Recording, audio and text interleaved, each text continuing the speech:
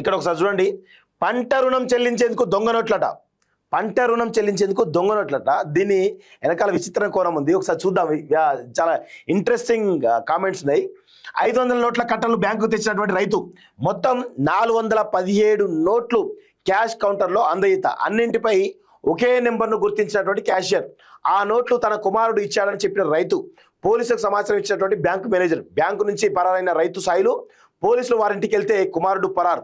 నిజామాబాద్ జిల్లా వర్నిలో ఘటన అంటూ చూస్తా ఉన్నాం. సో ఇది చాలా చాలా ఇంట్రెస్టింగ్ విషయంగా కనబడతా ఉంది. ఒకసారి చూద్దాం. ఒకసారి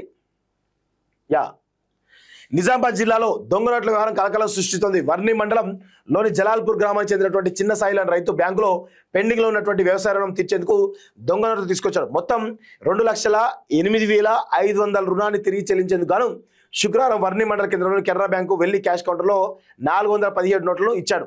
వీటిని క్యాష్ కౌంటింగ్ లో యంత్రం లెక్కిస్తుండగా 4 నోట్ల కట్టలపైన ఒకే రకమైన సీరియల్ నెంబర్ ఉండాలని క్యాషియర్ గుర్తించారు. వెంటనే బ్రాంచ్ మేనేజర్ కు ఈ విషయాన్ని తెలిపారు. ఇంత డబ్బు ఎలా వచ్చిందని రైతులు ప్రశ్నించగా, చాలా రోజులుగా పెండింగ్ లో ఉన్న వ్యవసాయ రుణాన్ని చెల్లించాలంటూ తన కుమారుడు తనకు డబ్బు ఇచ్చాడని సాయిల్ చెప్పాడు. దీనిపై బ్రాంచ్ మేనేజర్ పోలీసులకు ఇచ్చినటువంటి ఫిర్యాదు చేయగా వారు వచ్చేలోగానే రైతు సాయిల్ బ్యాంకు నుంచి తప్పించుకున్నాడు.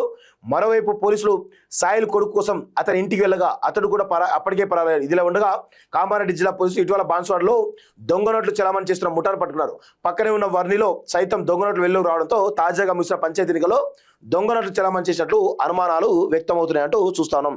సో ఇక్కడ ఏం జరుగుతా ఉంది, సర్పంచ్ ఎన్నికల్లో దొంగ నోట్లు పంచిరట.